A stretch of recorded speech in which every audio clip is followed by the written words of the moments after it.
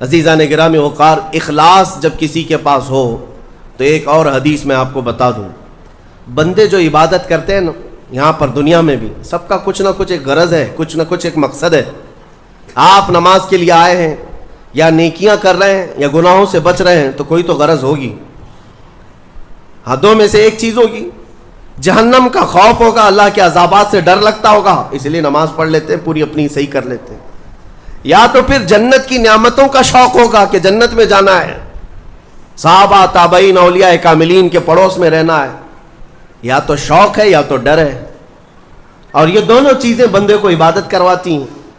قیامت کے دن کے متعلق حدیث میں ملتا ہے، جب بخشے گئے ہوئے لوگ جن کو جنت بھیجا جا رہا ہے، جنتیوں کی بات کر رہا ہوں، عام کی نہیں، تو اس میں 3 کیٹیگری ہوں گی۔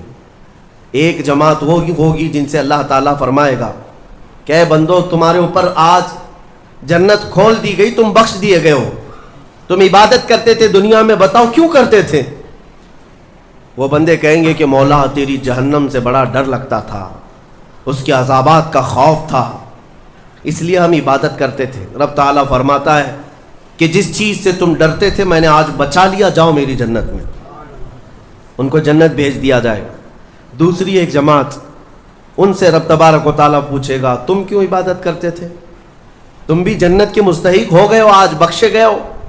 وہ لوگ کہیں گے کہ مولا ہمیں تیری جنت کی نعمتیں سننے کے بعد اس قدر شوق تھا کہ ہم وہ نعمتیں حاصل کرنے کے لیے دن رات عبادت کیے، ذکر کیے، تسبیح پڑھے، اور آج کامیاب ہوئے۔ رب تعالیٰ فرماتا ہے میری جنت کی خواہش کرنا بھی نیکی ہے، جاؤ میں تمہیں جنت دیتا ہوں۔ وہ بھی جنت میں چلے گئے۔ تیسری جماعت تھی، ان سے پوچھا جائے گا تم کیوں عبادت کرتے تھے، تم بھی آج جنت کے مستحق ہو گئے۔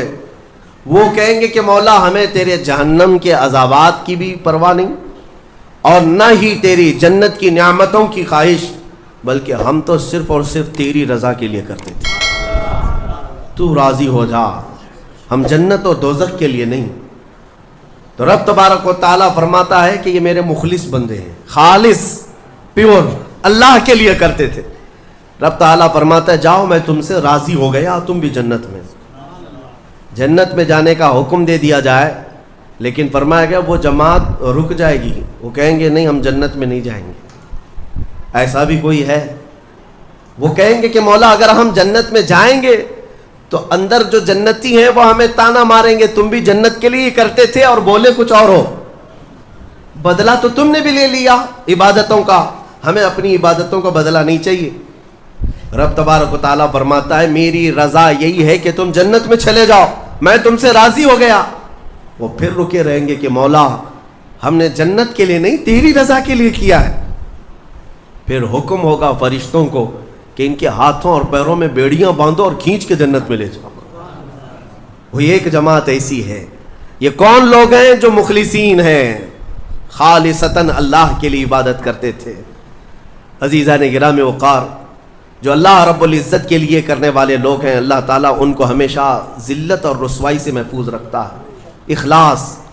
بنی اسرائیل میں ایک خاتون تھی اور اس کا بڑا گھرانہ تھا،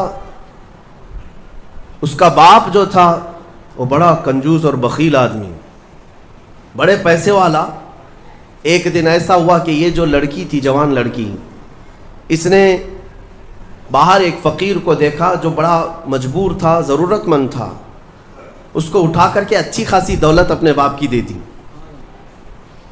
اور باپ کو پتہ چلا تو اتنا غصے میں آیا کہ میں پوٹی کوڑی نہیں دیتا اور تو اتنی بڑی دولت اٹھا کر دے دی، اور غصے میں اپنی بیٹی کا ہاتھ کاٹ دیا، اس کا ہاتھ کٹ گیا۔ غصے میں تھا باپ، بخیل تھا، ہاتھ کاٹ دیا۔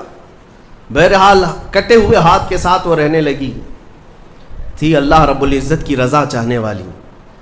کئی دن تک اسی طرح گزر گئے۔ اب باپ بڑے پیسے والا تھا اس زمانے میں، وہ ہاتھ چھپا کر کے رہی۔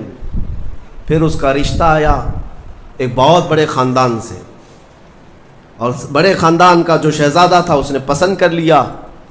شادی کی ڈیٹ قریب آئی، ان لوگوں نے ہاتھ نہیں دیکھا، بس چہرہ اور باقی ساری چیزیں دیکھی، اور انہوں نے بھی چھپا رکھا کہ ہاتھ نہیں ہے۔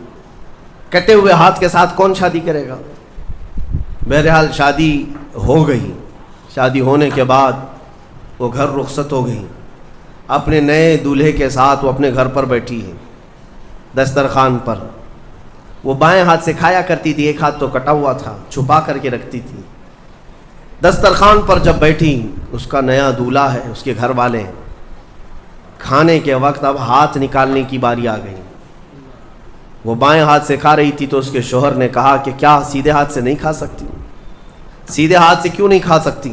اب اس کے رشتے کے ٹوٹنے کا وقت آ گیا تھا.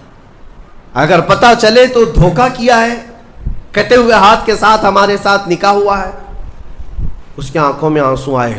وہ ہاتھ اپنے کپڑے کے اندر ہی چھپائی رہی. اچانک اسے غیب سے ایک آواز آئی, اے میری بندی ہاتھ نکال. اس نے اپنے دوپٹے کے اندر سے ہاتھ نکالا تو سیدھا ہاتھ پورا صحیح سلامت تھا. پھر وہ زمانہ موسیٰ علیہ السلام کا تھا. ان کی بارگاہ میں حاضری دے کر اس نے اپنا یہ واقعہ سنایا.